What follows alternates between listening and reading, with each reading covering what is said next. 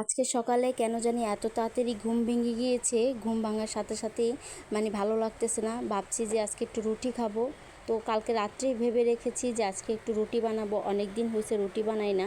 তা আজকে এই জন্য সকাল সকাল ঘুম থেকে উঠেই সকালে ঘুম ভেঙে গিয়েছে যেহেতু, এজন্য ভাবলাম যে তাড়াতাড়ি করে রুটি বানাই। আর আমার সাথে তো আমার ছেলেটাও উঠে গিয়েছে, কারণ ও তো আমি যখন যতটুকু ঘুমাই ততটুকুই ঘুমাবে। আমি যখন দেখে আমি নাই তার পাশে, তখন সে জানি কীভাবে টের পেয়ে যায়, আমার সাথে সাথেই উঠে যায়।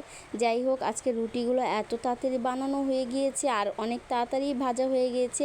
ফেসবুকে এসে রং ঢং করে কিভাবে যে ভিডিও করতে হয়, কিভাবে যে রং ঢং করে সাজিয়ে গুছিয়ে খেতে হয়, কিভাবে যে কথা বলতে হয়, সব কিছু না শিখে গিয়েছি। আসলে ফেসবুক প্ল্যাটফর্মটা এমন একটা প্ল্যাটফর্ম যে সব কিছু শিখিয়ে দেয়, কিছু না পারলেও না অটোমেটিক সব কিছু শিখে যাই। যাই হোক, এখানে রুটিগুলো বানিয়ে নিচ্ছি, এক এক করে ভেজে নিলাম বানিয়ে। তারপরে এই তো আমার ছেলেটা কিন্তু আমার সাথেই বসেছিল।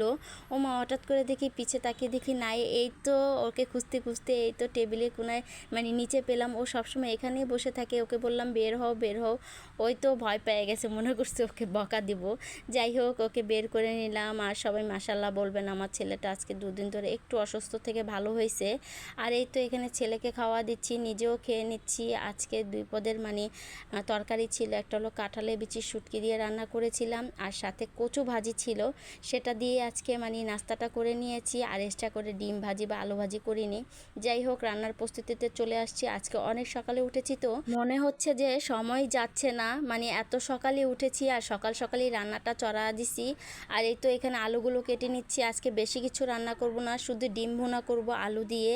তো আজকে আমি ভাবছি যে ডিমগুলো ভেজে ভুনা করব। আমার কাছে কিন্তু এইভাবে ডিম ভুনা খেতে ভালোই লাগে, আমার ফ্যামিলির মানুষ অনেকটা পছন্দ করে।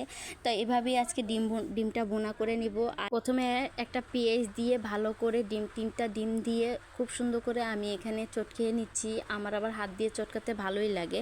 তো এখানে ডিমটাও হয়ে গিয়েছে, এখন ভেজে নিব ডিমটা। আমি কিন্তু এভাবেই সবসময় ডিমটা ভেজে রান্না করি। আর আমার কাছে এভাবে ভেজেই রান্না করতে ভালোই লাগে। আব্রাবু অনেক পছন্দ করে, ছোট বোনটা সবাই অনেক পছন্দ করে। তো এই তো ডিমটা আমি এখন ভাগ করে নিব। এভাবে ভাগ করে 4 টুকরা করে, 1 টুকরা আমার ছেলের জন্য রেখে দিব, আর 3 টুকরা আমাদের জন্য রান্না করব। যাই হোক, এই তো আমার ডিম ভাজাটা প্রায় কমপ্লিট হয়ে গিয়েছে। ডিমটা ভালো করে উল্টিয়ে পাল্টিয়ে ভেজে নিয়েছি, আর এখন রান্নাটাও চড়িয়ে দিব। আমি কিন্তু সর্বপ্রথম আলুটা খুব সুন্দর করে একটু লবণ আর একটু মরিচে ফাঁকি দিয়ে মেখে রেখেছিলাম, এখন তেলের উপরে ছেড়ে দিয়েছি। এভাবে কিন্তু ডিম ভুনা খেয়ে দেখবেন, ভালোই লাগে। আর এই তো একটু ভাজা ভাজা হয়ে গেলে এখন পেঁয়াজ, হলুদ, মরিচ আর সাথে কিন্তু আমি একটু আদা রসুন দিয়ে দিয়েছিলাম।